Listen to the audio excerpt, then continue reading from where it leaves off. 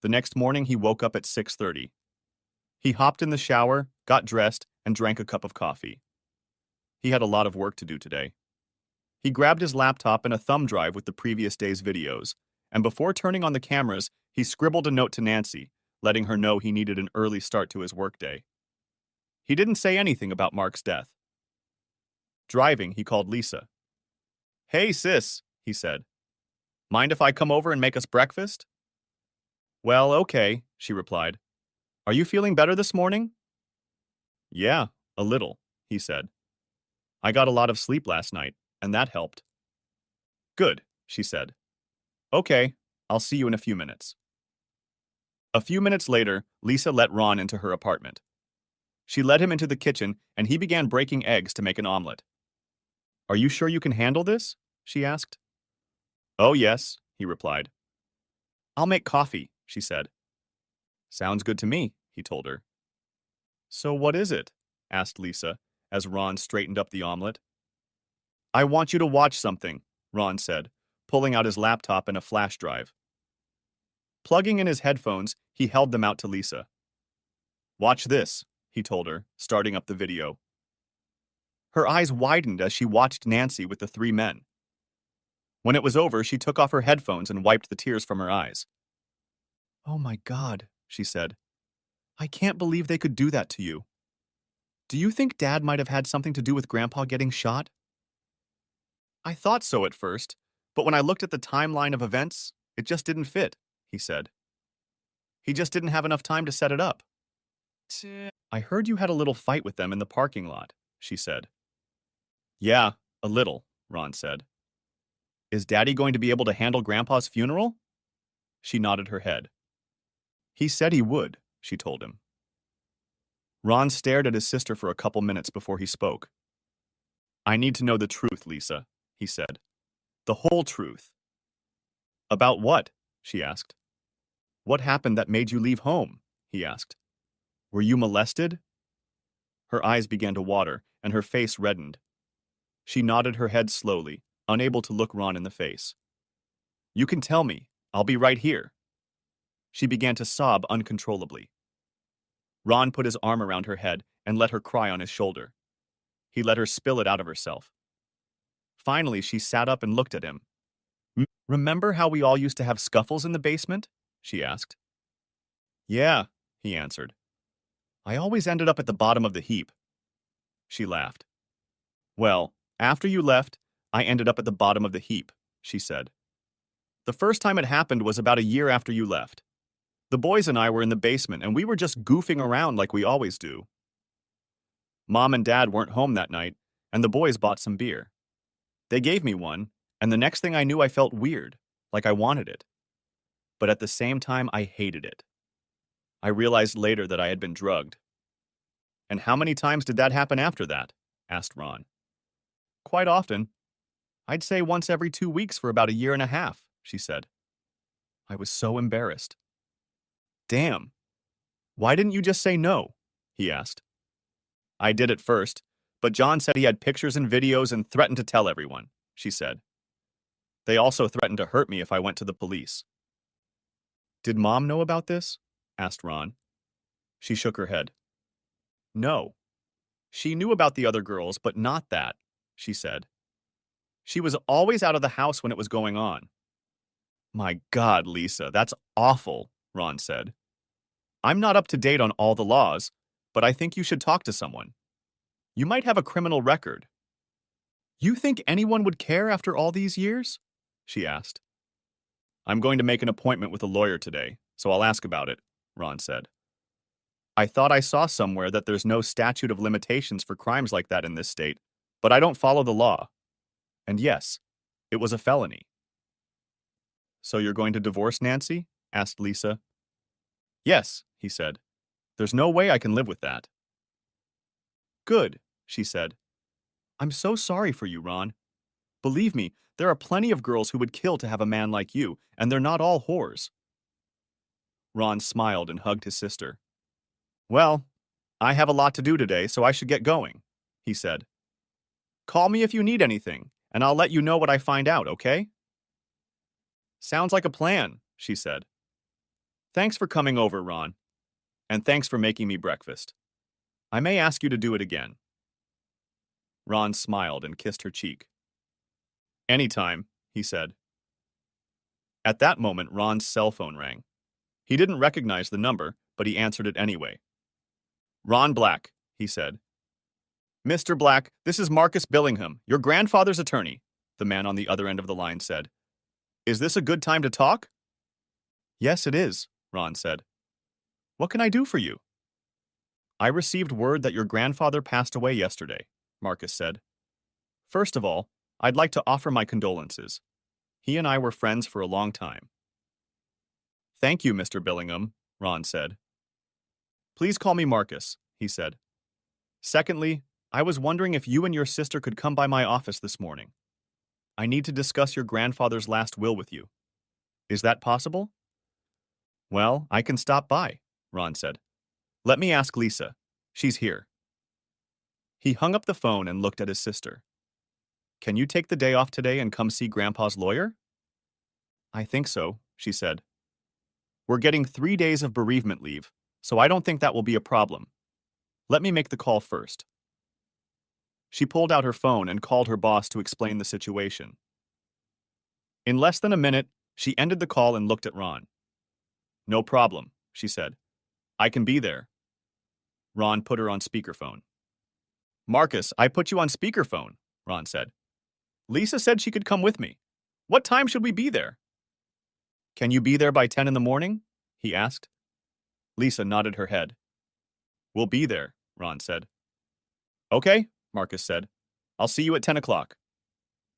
After Marcus gave his address, they ended their conversation and Lisa ran to her bedroom to get ready. Soon they were on their way to Marcus's office downtown. Ron found a spot in the main parking lot downtown, and they walked 2 blocks to the high-rise where Marcus's office was located. The receptionist took down their names and ushered them into Marcus's inner sanctum. Come in, please, Marcus said when the receptionist opened the door. He shook their hands and offered them a cup of coffee, which they graciously accepted. Marcus ordered 3 cups to be brought and then invited them to sit down. You're probably wondering why I called you both here today, he said. I'm a little curious, Ron replied, especially since I was going to seek family law counseling. Do you want a divorce? Asked Marcus. Ron nodded his head. Yes, he said. Well, then we can kill 2 birds with 1 stone, said Marcus. I happen to be the one who drew up the prenup for you and Nancy at your grandfather's request. I hope you don't mind, but he mentioned to me before he was shot that you could call on our services. We'll get back to that. In fact, I wanted to discuss with you two some very important changes to your grandfather's will. Oh, asked Ron. And what are those changes? About 8 months ago, your grandfather basically cut your father and your brothers out of his will, said Marcus. He left the 3 of them a total of $1 each. Your father was originally the executor of the will, but he changed that. You, Ron, have been appointed executor. His entire estate has been placed in a trust, and you two have been appointed administrators with equal powers. Ron and Lisa looked at each other in shock. This was the first time they had heard of any changes, and Mark had never mentioned their father and brothers being denied such a large portion of the inheritance. Under normal circumstances, it wouldn't be that big of a deal, but your grandfather's fortune is quite large, Marcus said. Maybe not like Bill Gates, but very substantial. Even with my fees and his recent expenses, you'll both be provided for life. I can handle the probate court if you want, but you'll still be responsible for any final decisions that need to be made. Don't worry about my fees. I've already arranged that with your grandfather, and they will be paid out of the inheritance. Do you think our father might contest that? Asked Ron. Marcus nodded his head. I'd be surprised if he didn't, said Marcus. Well, Grandpa trusted you for a long time, said Ron. So I don't mind you handling the probate stuff. Is that okay with you, Lisa? Asked Ron. She nodded her head. Yes, of course, she said. Good.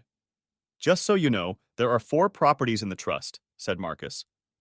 Your grandfather's house, the house you and Nancy and Ron live in, the house your parents live in now, and the lakefront property. Wait a minute, Ron said.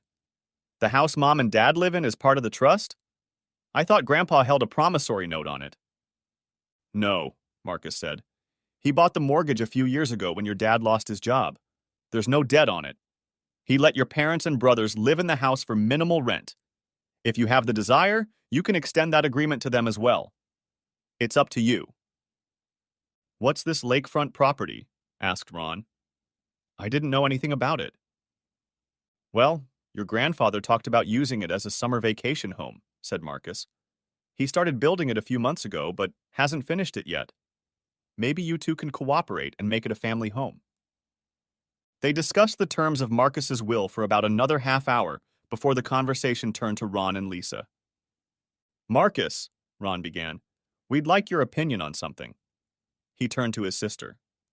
Would you like to tell him? Lisa nodded her head before telling Marcus what she had shared with her brother earlier. She was clearly embarrassed, and Ron felt himself getting angrier by the minute.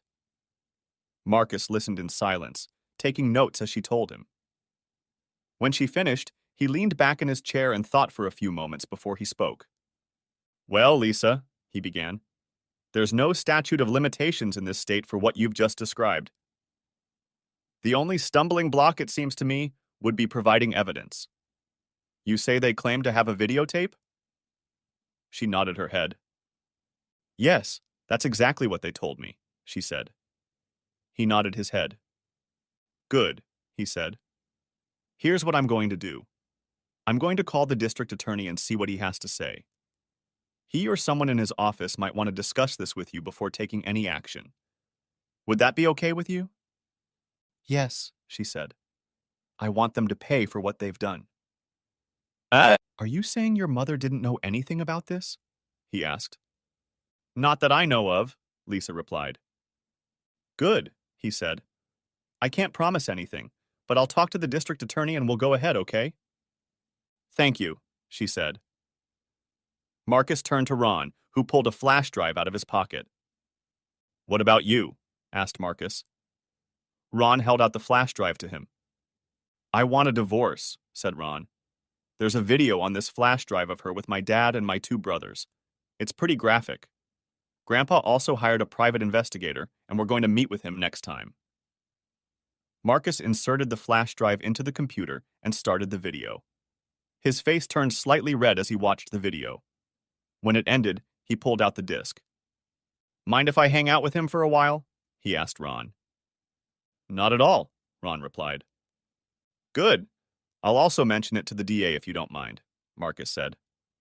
I'll start the prenuptial agreement paperwork immediately and send her to court. When do you plan to meet with her about it?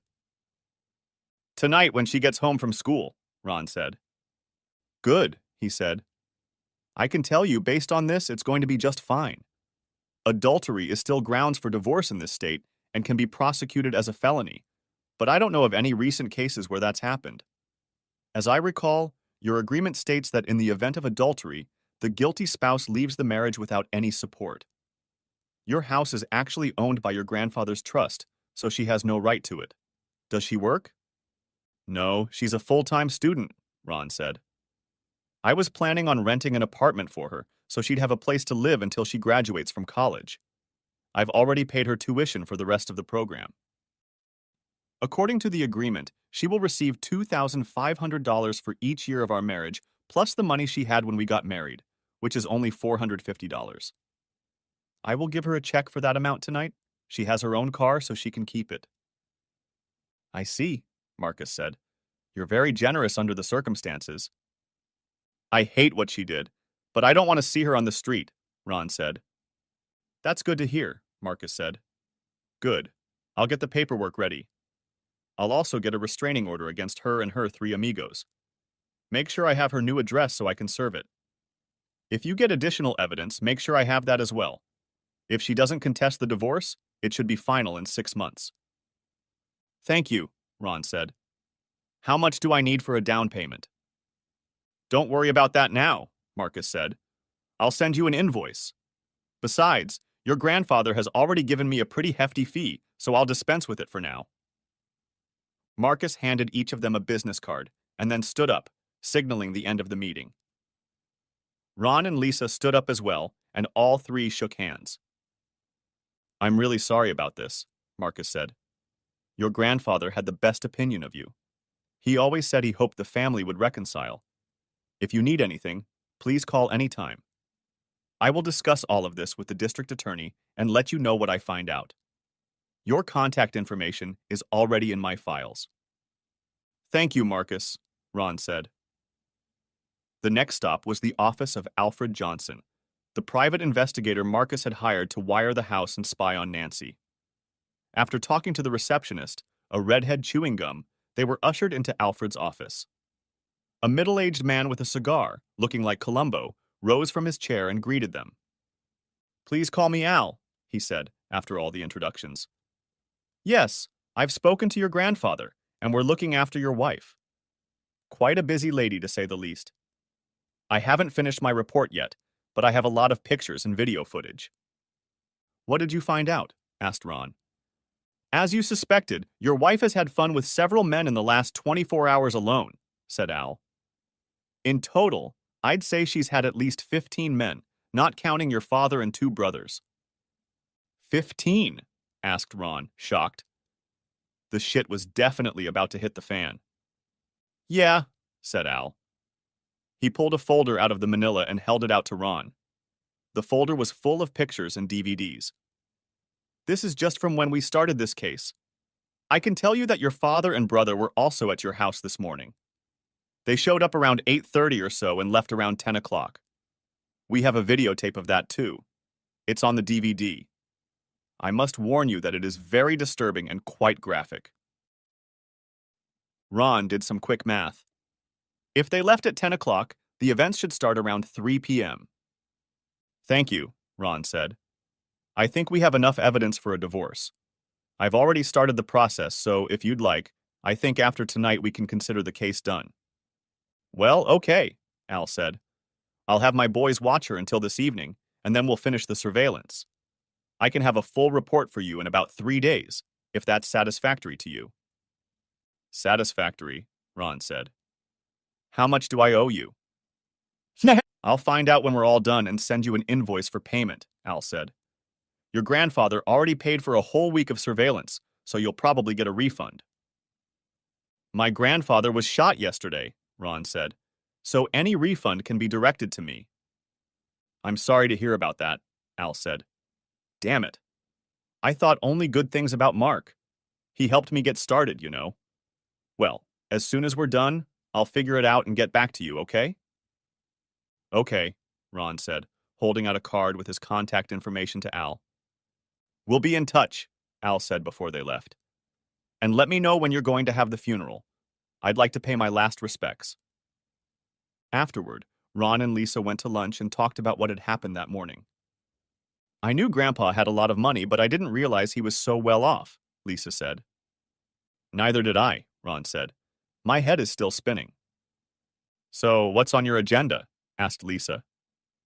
I saw on the internet that the complex where you live has small furnished studio apartments for rent, said Ron. I'd like to rent one of those for Nancy. That is, if you don't mind her living in the same complex as you. No, I don't mind, she said. You really do, don't you? She asked after a few moments. You're really kicking her to the curb. Yes, Ron said. I don't trust her anymore, and all the love I had for her is pretty much gone. You've changed, Ron, she said. Very much so. What happened to you? Well, that Ron guy is gone, he said. And the days of putting up with shit from people are gone too. He realized she was more right than he'd ever guessed. The old Ron would never have done to Nancy what he'd done. And even if he had, or even thought about it, he would have been racked with guilt. The new Ron, however, felt absolutely no remorse. Nor did he feel any guilt for what he knew would happen to his father and brothers. Moreover, the former Ron would probably have cowered in a corner to realize that his marriage was ruined. He might even have begged Nancy to come back to him and let her turn him into one of those weak cuckolds he'd read about on the internet. But that Ron no longer existed. Something else had replaced him. He had to be careful, though, and he knew it. If pushed too hard, he could easily turn into a modern version of Stevenson's Edward Hyde.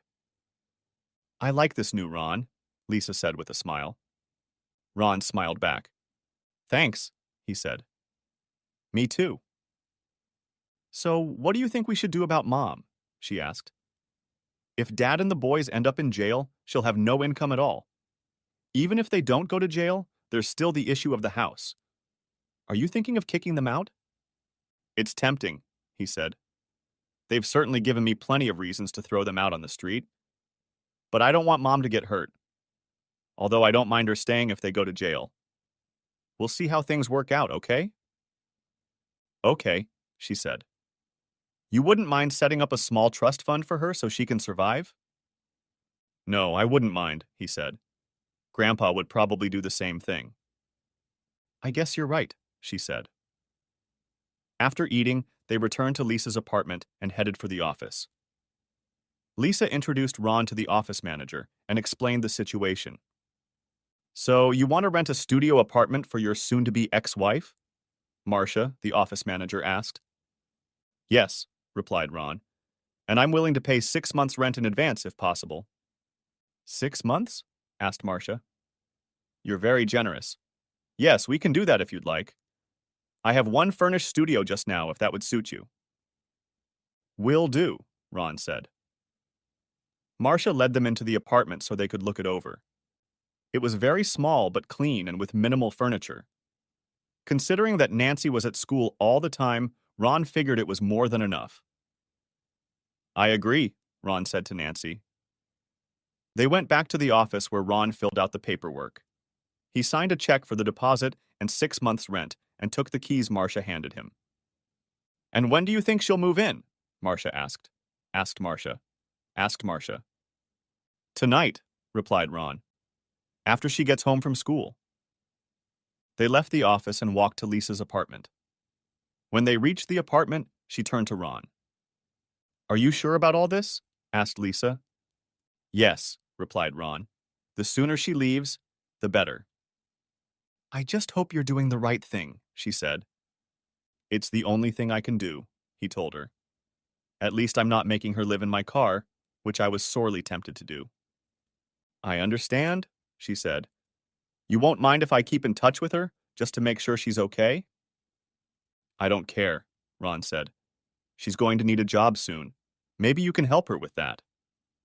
I'll see what I can do, Lisa said. I'll talk to you soon, okay? He nodded his head. Lisa put her arm around him. It's going to be okay, little brother. You'll see. Thanks, Lisa, he said. I appreciate it. He walked out and headed to the bank where he made changes to his account. He took Nancy out of the joint account, paid off and canceled their joint credit card, issued a new card in his name only, and got a cashier's check for $5,450 in Nancy's name. It was a pretty expensive day, but he knew it had to be done. After that, he went home and started collecting all of her clothes and toiletries, putting most of them in garbage bags and putting them in the garage next to her scooter, which she still used occasionally. He took down all their pictures and put them in boxes along with their wedding album. As he was packing up Nancy's things, the phone rang. He saw that it was Marcus's number and answered it. Ron, Marcus said, just wanted to let you know that I spoke with the district attorney, and he's very interested in investigating things concerning you and Lisa.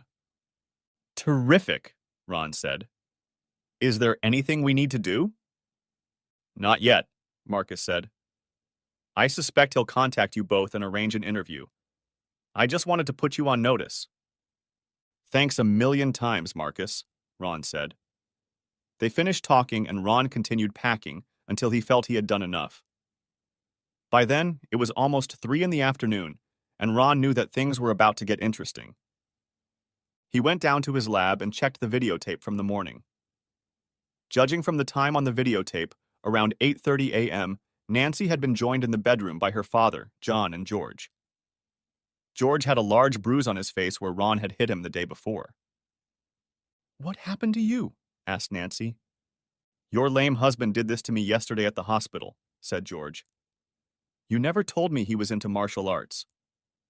I'm sorry, she said. I guess I forgot to tell you. He started doing it in college. Well, That little bitch will pay dearly, I promise you, he said. No, please, you promised you wouldn't hurt him, she said. I didn't promise shit, he said. Let's see if he's faster than a bullet. You'll end up in jail, she said. And so what the hell? Growled George. He owes me, and by God, he's going to pay.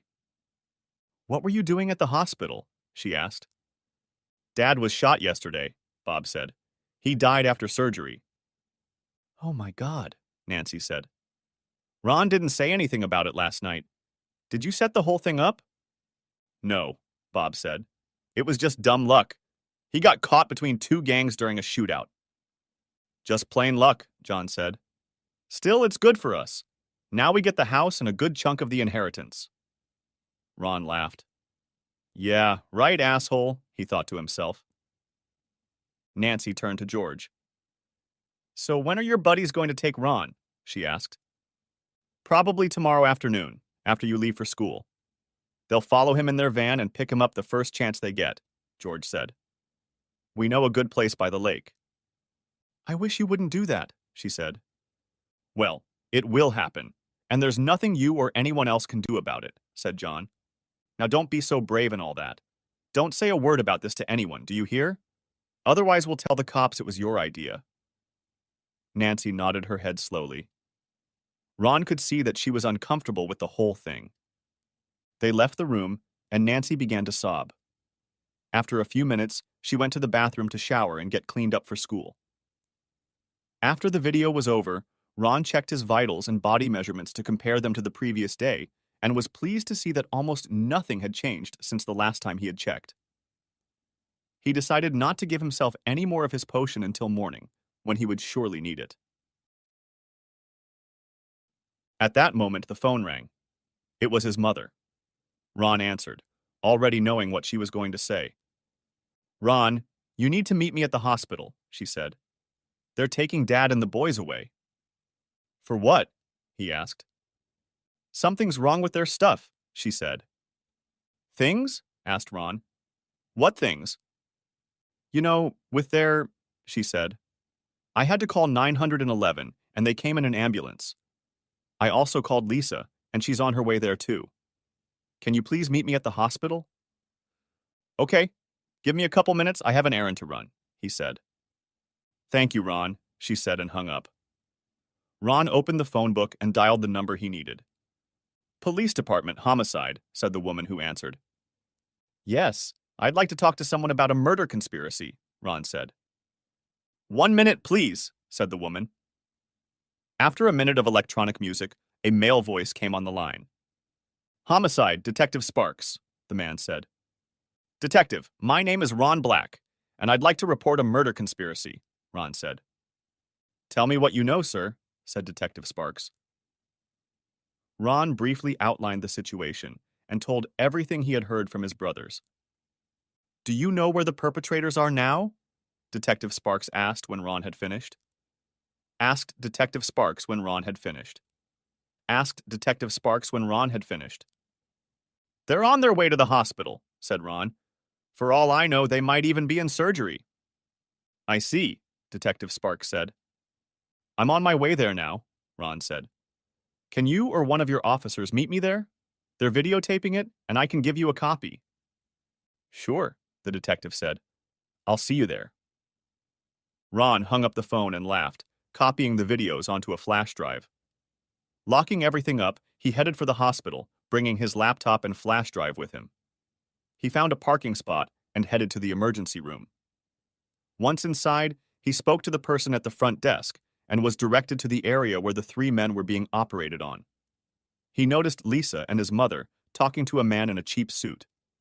A uniformed police officer was with them. Hi, Mom, Ron said as he approached them. How are Dad and the boys? Not good, she said, crying. They're in surgery right now. The doctor said they're going to have to amputate their... Ron said. Sorry to hear that. The suit looked at Ron. Are you Ron Black? He asked. Ron nodded his head. I am, Ron said. And you must be Detective Sparks. Yes, Ron said. He pointed to a couple of chairs in the waiting area. Would you like to talk about it? Sure, Ron said. His mother spoke up. What's this all about, Ron? She asked. What's going on? Well, Mom, since this is going to affect you too, you should probably know, Ron said. He gestured for Lisa to follow them. When they sat down, Ron pulled out his laptop and plugged in a flash drive. June and Lisa flinched when they saw Nancy with the three men. Okay, Ron said. Listen to this. Ron turned on the video loud enough so that Detective Sparks, his mother, and Lisa could hear what was being said. June saw enough to know what was going on. Ron played the part at the end where George and John laid out the plan. When it was over, he finished the recording, pulled out the disc, and handed it to Detective Sparks. Do you have any idea who their accomplices might be? Asked Detective Sparks. No, sir, I don't, Ron replied. It could be someone they work with or someone they go out drinking with. Sparks looked at June. Did you know anything about this? He asked her. June shook her head. No, Detective, I had no idea, she said. I understand, he said. He looked at Ron again. You didn't see any van on the way here? He asked. No, I didn't, Ron replied. Good. So whatever they're planning to do, it'll probably be in the morning, Ron said. You say your wife is at school right now? Supposedly, Ron said. I see, Sparks said. I'll have to bring her in for questioning. I don't know if the district attorney will want to charge her or not. She doesn't look like a conspirator, but she's still an accessory, albeit ex post facto. He might want to offer her a plea bargain. I don't know. Do what you have to do, Detective, Ron said. I've already started divorce proceedings and was planning on kicking her out of the house tonight. Huh? The detective asked. Do you know where she's planning to stay? Yes, I do, said Ron. He gave the detective the address of the studio apartment he had rented for her that afternoon. Thanks, he said. I'll talk to the district attorney about all this and see how he wants to proceed. In the meantime, I'll ask Officer Green to stay with these three men. I doubt they'll be going anywhere. Mrs. Black will also need to search your home. Please, she said. Do whatever is necessary. While you're at it, Detective, Ron said, could you look for some kind of videotape? What kind of video? The detective asked. Lisa's face turned red as Ron looked at her. Lisa, maybe you should talk to your mom alone so she knows what's going on, suggested Ron. Lisa nodded her head and took her mom's hand. What's going on, Ron? Asked June. Lisa will tell you, said Ron. He turned to the detective again. My attorney told me today that he's spoken to the DA as well, and the DA is interested in pursuing our cases. I have reason to believe that my older sister was molested by the same three men several years ago.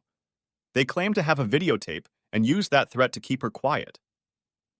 Detective Sparks closed his eyes and sighed heavily.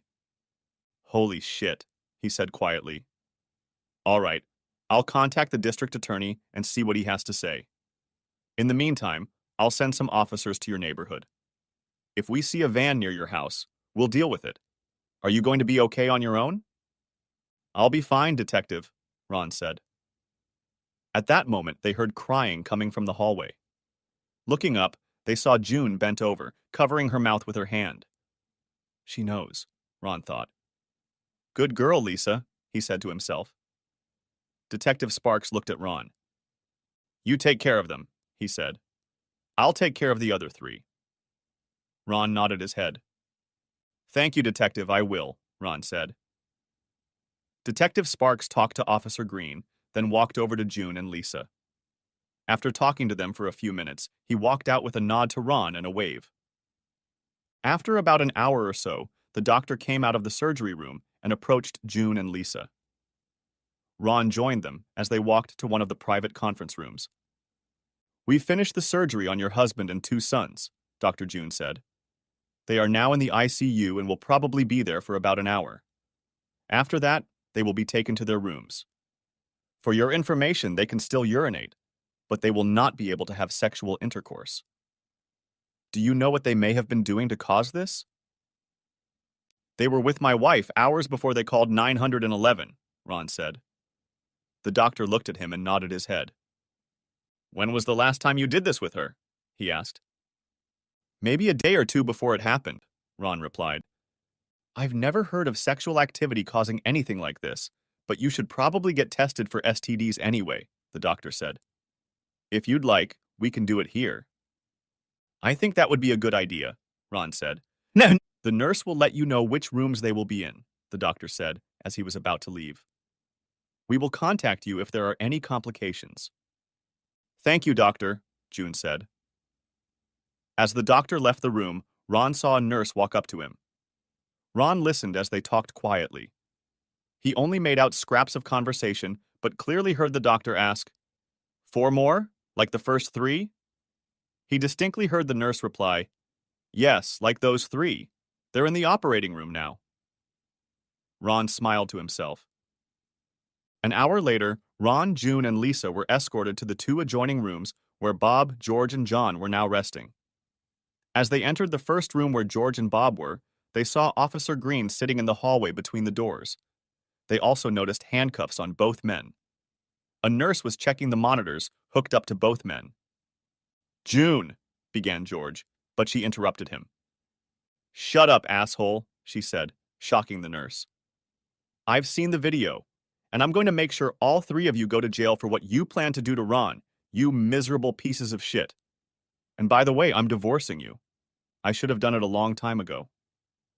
She looked at George. And you.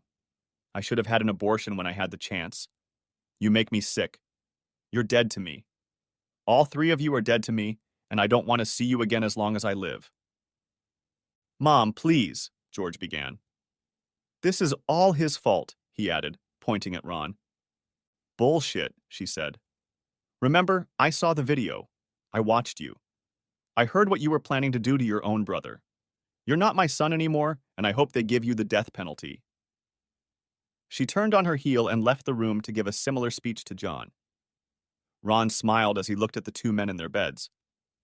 So, he said, you were going to destroy me. How did you manage that? Yeah, so what? Growled George through the pain. I told you a long time ago that I was going to make you pay. Yeah, so what are you going to do about it, Mudblood? Asked George. We're not going to be in jail forever, asshole. Mark my words. When we get out, I'll hunt you down too. Shut up, George, said Bob. No, let him talk, Ron said. I want to hear how he plans to do it. It's going to be a surprise, George hissed. You'll never see me coming, you lame asshole! Ron laughed. Ron nodded his head and turned to George, pulling an audio recorder out of his pocket. He pressed a couple buttons, and everyone heard George's recorded confession. So, asshole, Ron said. The 3 of us heard your confession, and I recorded the whole thing. I'll make sure the prosecutor gets it. From what I understand, people like you don't do too well in prison. Officer Green and the nurse chuckled. Have a good day, Ron said as he headed out the door. As he entered John's room, he saw that his older brother was chained to the bed, as were George and Bob. Ron walked over to John with a smile on his face. By the way, asshole, Ron said, your asshole brother confessed to your crimes. There were 3 witnesses, and I wrote it all down for the prosecutor. I just wanted you to know. I'm sure Bubba will take care of it when you're in jail. He chuckled as John's face turned green. Ron didn't say anything but turned and walked away, June and Lisa joining him. They walked into the hospital coffee shop and sat at a table while Ron bought them lattes. June looked like she was about to cry. What's going to happen to me, Ron? She asked through her tears. I have no income, no job, no skills, nothing. We're going to lose the house and everything else. We'll get to that in a minute, Mom, Ron said. I want to hear something from you first. What's that? She asked through her tears. Did you ever really love me as a child? He asked. She looked at him in surprise and blinked. Of course I did, Ron, she said. And I still do. You're my son. You know that. No, Mom, I don't, he said. You scolded me as a child, always telling me I had to be just like the other boys. Sure, you never bullied me or were as cold and hard as Dad and the boys, but I don't remember you ever telling me you loved me. When I was in college, you didn't even send me a Christmas or birthday card. Why? I'm sorry, Ron, she said. It was all because of your father. He was so bossy, and they were always jealous of you. He was afraid you'd turn into a mama's boy. After you left, and he lost his job, it only got worse. Did you know Grandpa bought a mortgage on your house? He asked. She shook her head. No, I didn't know, she said. Your father took care of all that, and I was never allowed to see any statements. I don't even know how to pay bills or write a check. He'd give me cash to buy groceries, and that was it. Sometimes he'd give me a few extra dollars for clothes or a haircut. Ron looked at Lisa and saw that she nodded her head slightly. Well, Grandpa put your house in trust, and Daddy paid a little rent every month, Ron said. That's the only reason you never lost the house. Grandpa put Lisa and I in charge of the trust, so we can do whatever we want with it. I don't mind you staying there as long as you want, and I think Lisa agrees with me. I agree, Lisa said. Ron nodded his head. We've also talked about setting up a fund for you so you can take care of yourself, he said. Lisa and I will help you get back on your feet and show you how to pay your bills if you want to. Hell, I'll even pay for your divorce. Grandpa's lawyer is handling mine, and I'm sure he'll take care of yours too. June looked at Ron, her eyes brimming with tears. You'd do all this for me? She asked. Even after everything that's happened? Yes, Mom, Ron said. I would. June burst into tears. Lisa hugged June, tears streaming from her eyes. Grandpa once told me that justice must be tempered with mercy. June looked up at him. You're a lot like your grandfather, she said. Ron smiled. Thank you, he said. I like to think so. I'm talking about my father, she said. You never met him. He died before you were born. You even look a lot like him. I think you would have liked him. He and your father never got along. They fought all the time. Maybe that's why your father never liked you. You reminded him too much of my father. That seemed reasonable to Ron. Calming down, June looked at Ron. So, what are you going to do about Nancy? She asked. I've started divorce proceedings and I'm kicking her out of the house tonight, Ron said. I'm assuming she's not in jail. I don't blame you, she said. I'm sorry about what happened, Ron. I love you. You'll always be my baby. Ron smiled. I love you too, Mom, he said. They got up from the table. Can you ever forgive me? Asked June. Ron wrapped his arms around her. Of course I forgive you, he said, and she hugged him tightly for a few minutes. I have to go home, June said when they were done hugging. I'm a mess. June and Lisa hugged for a few more minutes. When June left, Lisa looked at Ron. You did such a nice thing, Ron, she said. Thank you. Ron looked at her again before giving her a hug. Anytime, he said. What she said makes sense to me. I guess since Dad isn't working, I'll have to take care of Grandpa's funeral arrangements. I'll help you with that, she said. Thanks, he said. I'll need all the help I can get. He glanced at his watch. I guess I'd better get home and get ready to meet Nancy. Okay, she said. Let me know how it goes. Call me if you need anything. Part 3. Ron got home and changed into shorts and a t-shirt. He set his laptop on the table along with his briefcase. He hadn't expected Nancy to be home until midnight or later, and was surprised to hear the garage door open around 11:30. You're home early, he said as she entered the house. It was a really bad day, she said. I just finished talking to the police. Some detective kept asking me about a plot to destroy you. Interesting, Ron said. I'm going to go upstairs and take a shower and then go to bed, she said. No, I guess not, he said. Look, I've had a really bad day, she said. And it's about to get worse, he said. Sit down. I want to take a shower first, she said. I said sit down, yelled Ron. Right now. She stared at him, shocked. Slowly, she pulled up a chair across from him and sat down. I have something I want you to watch, he said, showing a video of her having fun with his father. Her eyes widened as she watched the video. "Oh God, no, please," she whispered. "Look," he said. "That's it.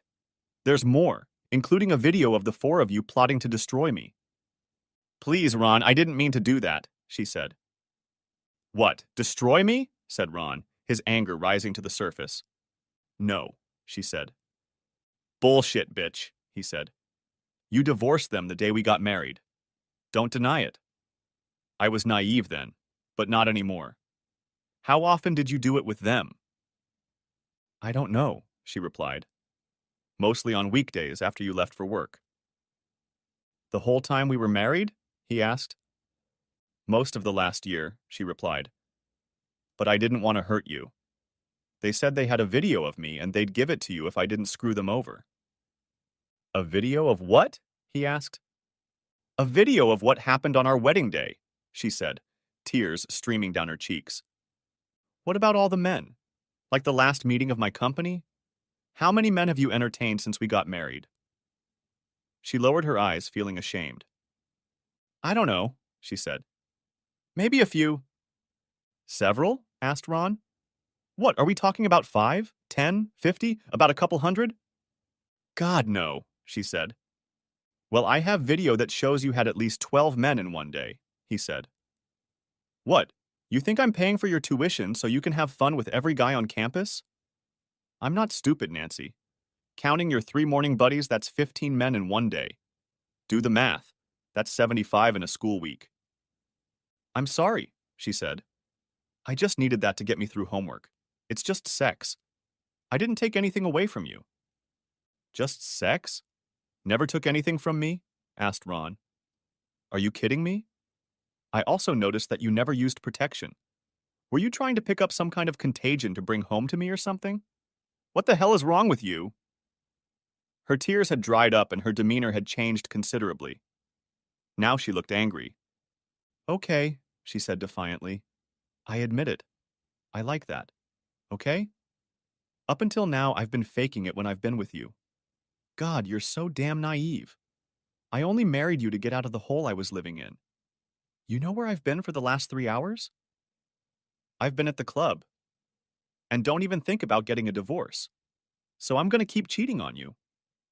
Maybe I'll even do it in front of you." "You stupid slut," Ron said. At those words, her eyes widened. "Yeah, maybe I was naive and a little wimpy once, but that Ron is gone and he's never coming back. Trust me, bitch. Did the police tell you about my father and brothers?"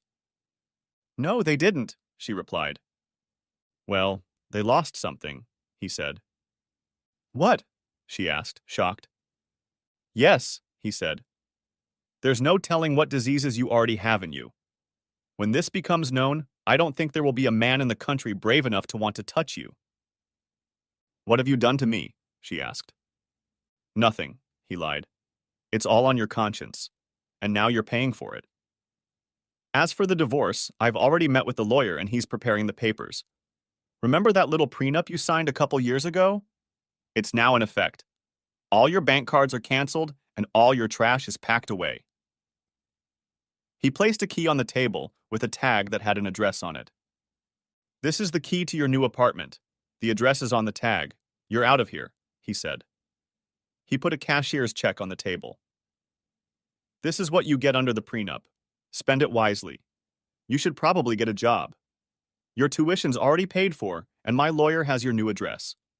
You can keep your car and scooter. Your phone will be disconnected at the end of the month. Don't fight the divorce, or you could be the next internet sensation." "You wouldn't dare," she exclaimed. "Why the hell not?" he asked. "You said so yourself." He grabbed her hand and ripped off her wedding and engagement ring.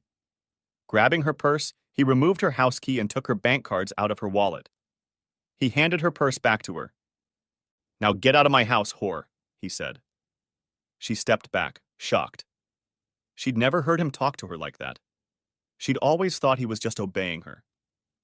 "Please," she said, and a tear rolled down her cheek. "I didn't mean everything I said. I'm sorry. I'll never do that again. I really love you." He laughed in her face. You think I'm stupid enough to fall for that shit? He asked. Screw you. Oh, wait. Everyone in town already bought it. By the way, why aren't you in jail right now? The DA offered me immunity if I testified against your father and brothers, she said. I'm really sorry, Ron. Can't we at least stay friends? I really didn't mean to hurt you. Friends? You think I want to be friends with a man who lied to me and plotted to destroy me? He asked. I was just a damn food stamp to you. My God, you're even stupider than I thought.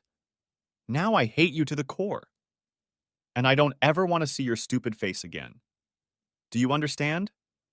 Or do I need to draw a picture for you with a crayon? No, I get it, she said quietly. Can I at least come to your grandfather's funeral? Provided you stay away from me, he said. Now put your shit in the car and get the hell out. Now! She turned and headed for the door leading out to the garage. He could hear her struggling to stuff everything into the car. After she left, he went out and changed the code on the garage door to keep her out. After securing the house, he went to his lab. After what Nancy had told him, he realized that the CDC was likely to get involved, and he wanted there to be no trace left of what he had created. He knew the toxin would be eliminated from her system 24 hours after administration, so he wasn't too worried about it showing up in a blood or urine test. He burned off the serum residue and sterilized all his equipment to remove all traces. Having finished his work, he went to bed. Early in the morning, he heard the doorbell ring. Going downstairs in his bathrobe, he looked through the peephole and saw 3 men in dark suits. He opened the door, and they all flashed their badges. Dr. Black? One of them asked. With 2 doctorates, Ron had the right to be addressed that way, but he rarely used it and preferred to be called by his first name. Yes, replied Ron. Gordon Sullivan, CDC. I'm here to see your wife, Nancy. Is she here? He asked. Ron shook his head. No, she doesn't live here anymore, he said. What does that mean? We need to talk to her alone, Ryan said. Like I said, she doesn't live here anymore, Ron said. Do you want her address? Yes, we would, Gordon replied. Ron gave them the address of her apartment and watched them leave. Ron was relieved that they didn't want to search his house, but he thought about the fact that they might come back.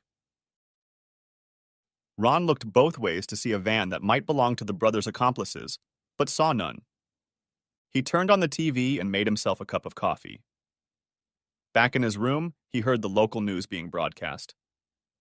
Local medical authorities report that about 40 men have had to undergo emergency surgery in the last 18 hours, the announcer said. The scene switched to a doctor talking to reporters. It's been a long night at the medical center. Because of the nature of this outbreak, we had to bring in the CDC, the doctor said. We're not sure how far it has spread and we're very concerned. The scene switched to the anchor.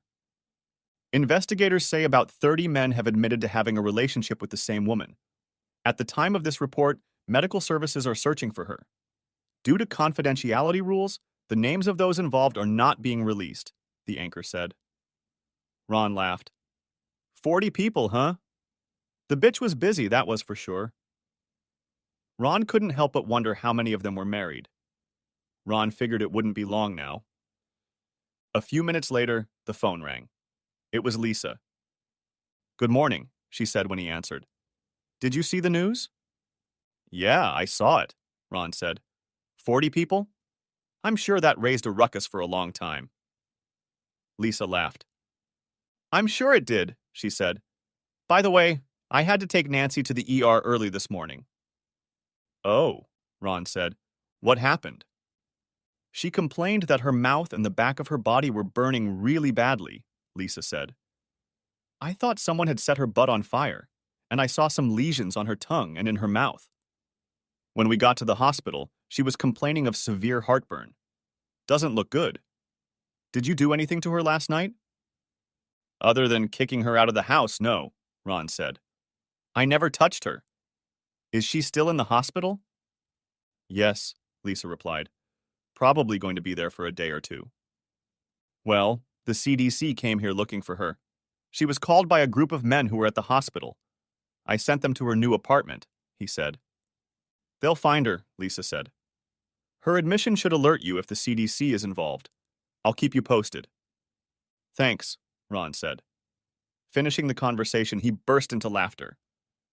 Of course, he hadn't thought it could happen, but he was pleased to know that she would feel some heat, pun intended, from her own activities. Still, he was a little concerned that he'd overlooked it when he'd created the formula, and wondered if the potion he'd used on himself had clouded his thoughts. It wasn't like him to miss details like that. Perhaps the anger and shock of the situation had gotten to him, he thought to himself. Looking out the window, he noticed a blue Ford van parked across the street from his house. There were police cars parked around it, and he saw the officers leading 3 very large handcuffed men towards them. One was black, one was white, and the third appeared to be Hispanic. He did not recognize any of them. After the men were placed in 2 cars, the officer walked to his front door and rang the bell. Good morning, officer, Ron said as he opened the door. What can I do for you? Good morning, Mr. Black, the officer said. Detective Sparks asked me to let you know when we'll be taking the suspects into custody. We'll be patrolling your neighborhood heavily over the next day to make sure you're okay. Thank you, officer, Ron said. I appreciate that. I have some audio recordings that I think Detective Sparks might be interested in. Is it okay if I give them to him today? I think so, the officer said.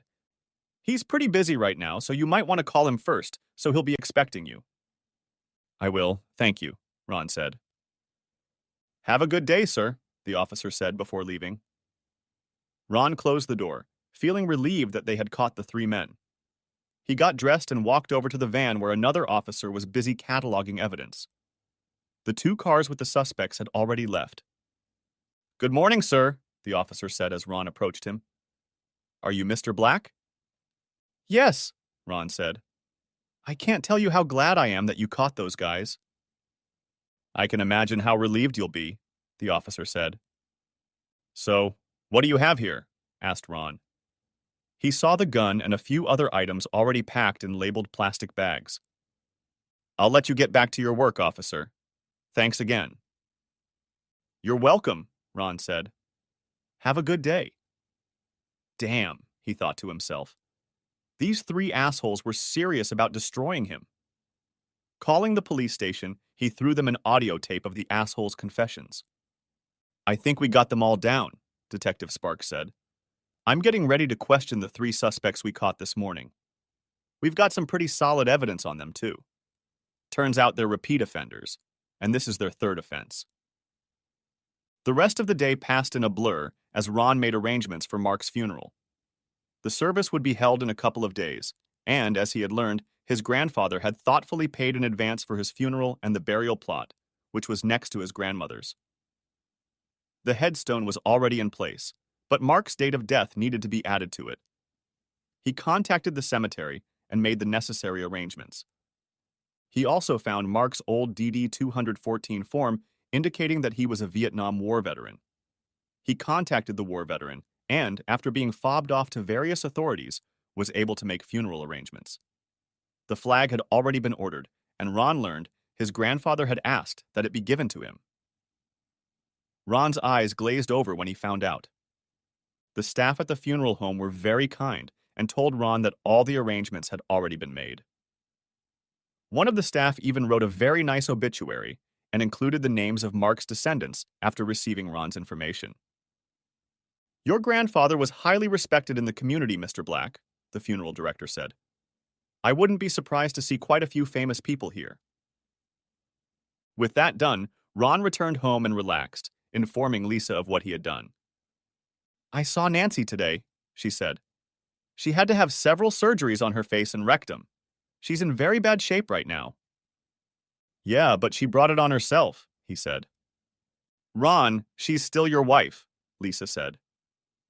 Not for long, Ron said. No one forced her to do what she did. You didn't hear what she said to me last night. I have no love for her. Please, Ron, she said. I don't expect you to take her back, but please don't let her actions harden your heart. I don't have any feelings for her right now, Ron said. Just don't let her turn you into a monster, she told him. By the way, she added a few moments later, I made an appointment for Mom to see Marcus. I'll take her tomorrow morning. Thanks, Lisa, he said. Tell Marcus I'll pay for her divorce. I will, Ron, she said. I also told him that Nancy will be in the hospital for a while. He'll have her serviced there. They finished talking and Ron took a bite to eat. He didn't care at all what happened to Nancy, but Lisa noticed something that bothered him too. Was he turning into a monster? Ron hoped not, but he also knew that the old Ron was gone forever. He ended up going down to his lab, checking his vitals and body mass. The results pleased him. Perhaps he had finally picked up the right formula. That evening, he decided not to give himself another dose and instead changed into workout clothes. He found that the physical activity increasingly calmed him down and helped him think clearly. Mark's funeral was held a couple days later and went well. According to the funeral director, several famous people came to pay their respects, including a retired U.S. senator and several members of the House of Representatives. They all shook Ron's hand and expressed their condolences. Ron gave a touching eulogy and thanked everyone for coming. Afterward, they went to the cemetery for the funeral service. Ron decided he was the last to leave, so he sat down at Mark's grave. Overwhelmed with grief, he began to sob. Mark was more than just his grandfather. He was Ron's best friend and confidant. Mark had always supported him, even when no one else could. Ron felt a hand on his shoulder and looked up to see Lisa with tears streaming down her face. I miss him too, she said. He nodded his head. For a long time, he was the only real family I had, Ron said. Sometimes I wonder what I'll do without him. I know, Ron, she said quietly. But he's never really gone, you know that. As long as you remember him, he'll always be in your heart. And I promise I'll always be there for you. Thank you, Lisa, Ron said. That means a lot. How's Mom holding up? Ron had spent time with her earlier and hugged her while she mourned. But he had been very busy at the ceremony and hadn't been able to spend as much time with her and Lisa as he would have liked. She's sad, but I think she'll be okay, Lisa said. Marcus filed papers for his father, and he'll either be in the hospital or in jail. They plan to pick up all three of them in the next few days. Nancy said she wanted to be here, but I haven't seen her, he said. Well, she's recovering, but the CDC is keeping her in isolation right now, Lisa said. They won't let her have any contact with anyone for now. I guess that's a smart move, Ron said. He glanced at his watch. I really have to go, he said. I'd like to get a good night's sleep. The last few days have knocked me out a lot. Okay, she said. Don't be a stranger. I'd like to take you and Mom out to dinner this weekend, if that's okay. Sounds good, he said before they left. As they walked to their cars, Detective Sparks approached them. I just wanted to give you my condolences and bring you up to speed, he said as he shook Ron's hand. I appreciate that, Detective, Ron said. What's new? Well, the three suspects we picked up are singing like canaries, Detective Sparks said. Turns out they're three-time losers, and this case could put them away for life. The guns they had were stolen. So the case is closed? Asked Ron. Pretty much, yes, said Sparks. And the tape of their confession confirms it. What about Lisa's case? Asked Ron. As far as I know, the SWAT team has enough evidence to put all three of them behind bars for a very long time, said the cop. Believe me, they'll be old and gray by the time they get out into the free air. I hope you're right, Ron said. Believe me, it makes the DA drool, Sparks said. Of course, it helps that it's an election year, and he wants to be known as the man who's tough on criminals. Of course, Ron said. They said goodbye and left the cemetery. The next day at work, his boss approached him. Ron, there's a man from the CDC here to see you, he said. He's waiting for you in conference room #3. Thank you, Ron said.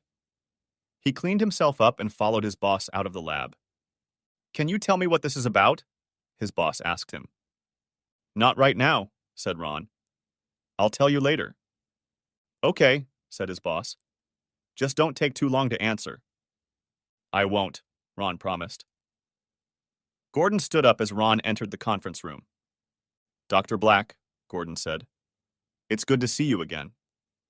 Please call me Ron, Ron said as he shook Gordon's hand. What brings you here? I wanted to talk to you about your wife's case, Ron said. I hope you don't mind, but I took the liberty of checking up on you. And, asked Ron. I know everything about you, said Gordon. IQ 215, member of Mensa, 2 doctorates from MIT, self-made multimillionaire. Quite impressive for a man of your young age. You're highly regarded by all your colleagues. I understand you have a laboratory at home. Some guys work on cars, others have a man cave, Ron said. And I like to do my own research, mostly theoretical, all in compliance with OSHA regulations and standards. What does all this have to do with my wife's business? Well, we have her in isolation right now, Gordon said. She's recovering from her surgeries, and we've started running tests. So far, we haven't found anything that would explain what happened. I was wondering if you could help shed some light on what happened. Ron shook his head.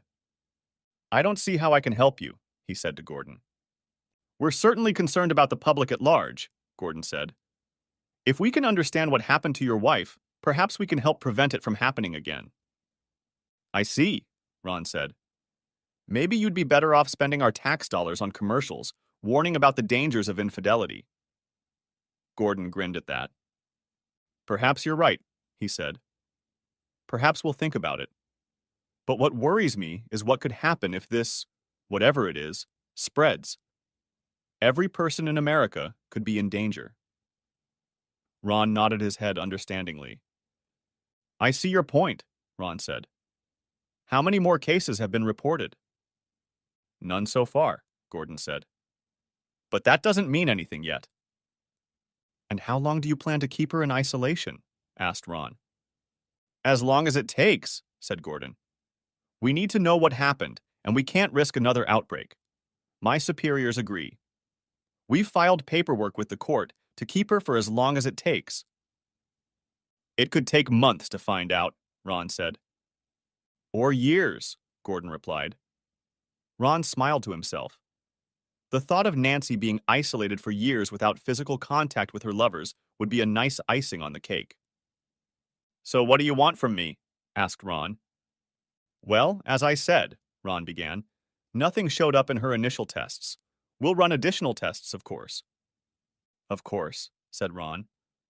Would you mind taking a look at our results? Asked Ron. Maybe you can help point us in the right direction.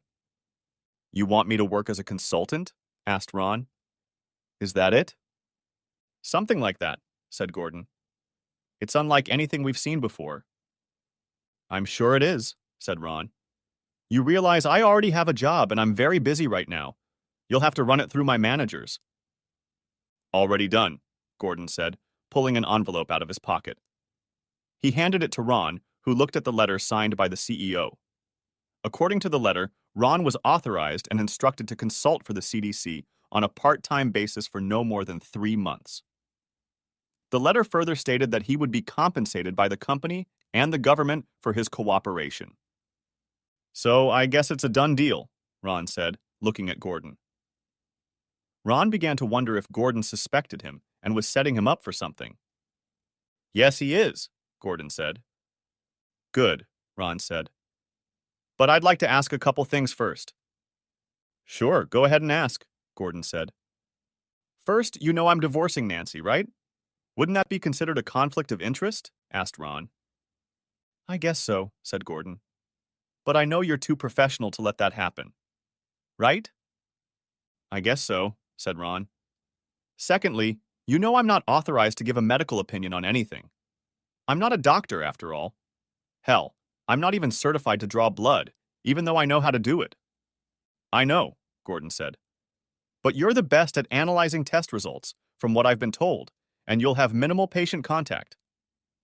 Okay, Ron said. All right, I agree. But remember, this is only part-time and only for 3 months. After that, you'll be on your own. My job comes first here. I understand, Gordon said. So I'll see you tomorrow afternoon? Yes, Ron said. I want her to have a full workup. Blood chemistry, urinalysis, DNA, everything. okay? We can start all that this afternoon, Gordon said. The DNA may take a day or two, but we'll do it first thing. I can't tell you how much I appreciate your help. Like you, Gordon, I don't want this to happen to anyone else, Ron said. They shook hands, and Ron watched Gordon leave the room. Although Ron feared that Gordon might be trying to trap him, he wanted to find out for himself if his decision had caused Nancy any long-term harm, and this was the best way to do it. Theoretically, he shouldn't have done it, but he had no other way to find out for sure. He sought out his supervisor, showed him the letter, and told him what had happened. Oh, well, his supervisor said. It's only for 3 months, and if nothing else, it will make the company look better in the eyes of the CDC. Keep me posted if you want, and make sure it doesn't interfere with your other projects. Will do, boss, Ron said. That night, Ron sat in his lab and mentally went over in his head the formula he had applied to Nancy. Nothing was written down on paper, so he relied on his photographic memory. As far as he could tell, there should be no ill effects from the solution. The following afternoon, he was fitted with a special self-contained suit designed to shield him from direct contact with Nancy. After putting it on, Gordon led him into her room. Ron looked at her and noticed the bandages on her face. She didn't recognize him at first, but her eyes widened when she realized who it was in the suit. Mrs. Black, Gordon began. We've brought in a counselor to help us determine what happened. Please cooperate fully with him.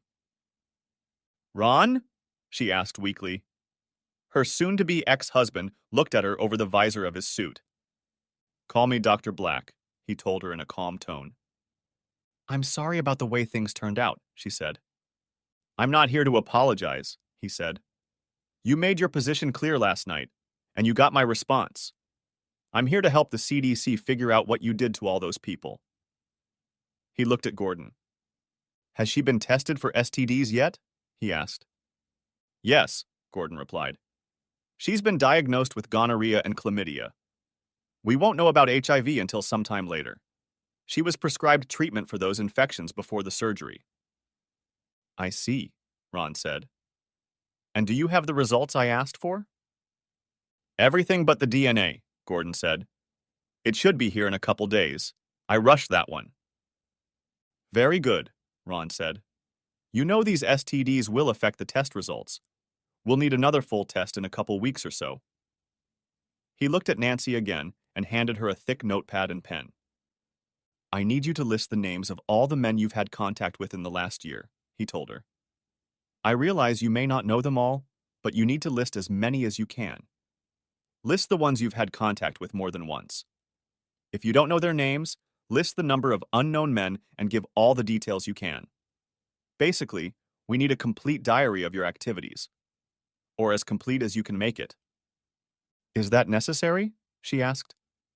Yes, he said. The sooner you start, the better. She nodded her head. When can I go home? She asked. I don't know, Ron told her. The CDC is concerned that your illness might spread.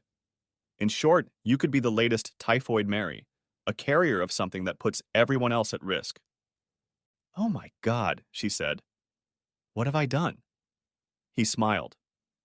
Well, besides ruining our marriage and my love, 40 men have lost the ability to ever do it again, Ron said. I'm sorry, she said, as tears came to her eyes. So you said, Ron turned to her. He turned to Gordon. I'll need to take the test results to my lab for analysis. I'll let you know the results as soon as possible. Wait, you're taking them with you? Asked Gordon. Of course, said Ron. I can't analyze them here. But we have protocols, Gordon began. And I have mine, Ron told him firmly. Look, you needed my help, right? You came to me, remember? If you want my help, you'll put your protocols aside for a while and let me do my job. If not, tell me now, and I'll let my superiors know I'm done with it. All right, Ron, Gordon said. I suppose under the circumstances we can waive the rules. Let me know what you find as soon as possible, okay? I will, Ron said. He picked up the folder and headed home. After eating, he went to his lab and started going over the test results, typing them into the computer.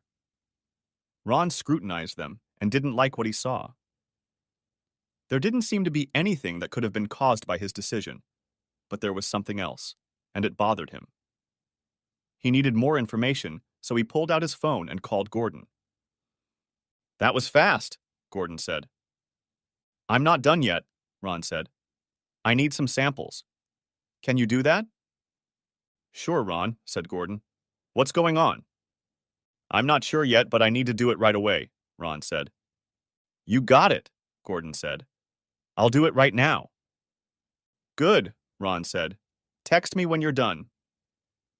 2 hours later, Ron received a message from Gordon that the samples were ready and he could pick them up. Ron texted back, locked the lab, and walked out.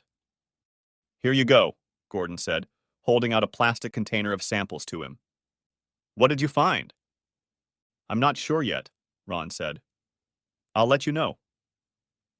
He went back to his lab and began analyzing. After a few hours, he sat down and double-checked his findings. If he was right, he was facing a super gonorrhea that had never been discovered before, and no drug could cure it.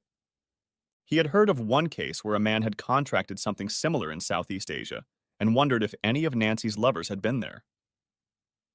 A couple weeks later, he approached Gordon and showed him what he'd found. "Are you sure about this?" asked Gordon. "Absolutely," Ron replied. Gordon shook his head. "And what do you suggest we do?" said Gordon.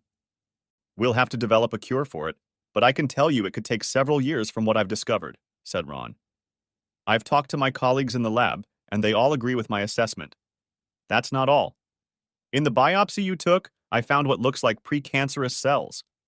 If my calculations are correct, and they almost always are, Nancy could get cervical cancer in the next couple years." "Do you think this new bacteria caused the outbreak?" asked Gordon. "Honestly, I don't know," said Ron. "Possibly, since it seems to be living off her tissues." "What do you suggest we do?" asked Gordon. "In my opinion, she should be kept in isolation," said Ron. "At least until we develop something to treat the STD." "I agree," Gordon said. "Let me report this to my superiors and get into action. Would you like to break the news to her?" "Sure," Ron said. "I'll tell her now. There's no point in waiting." He got dressed and went to her room. She looked up at him as he sat down next to her. "How are you feeling?" he asked. "Terrible," she replied weakly. "My throat hurts. It hurts to pee, and something is leaking out of me. What's the matter with me?" "You've contracted a form of gonorrhea we've never seen before," Ron said. "It seems to have mutated. We can slow its growth, but there's no cure for it right now." "Oh my God," she said, crying. "What have I done?"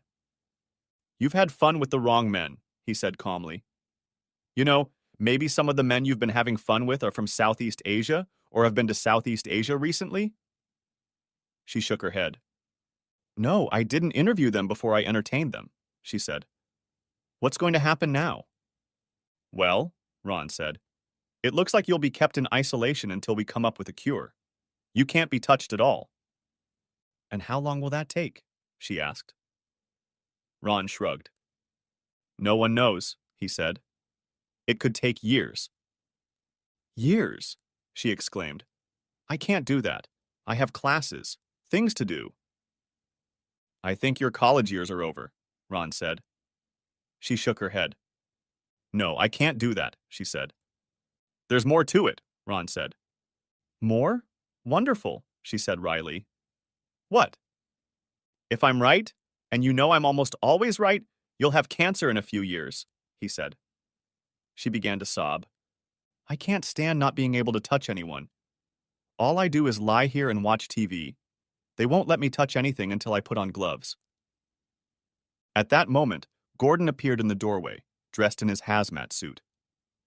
"You will be in a safe place where you will be well taken care of," he said.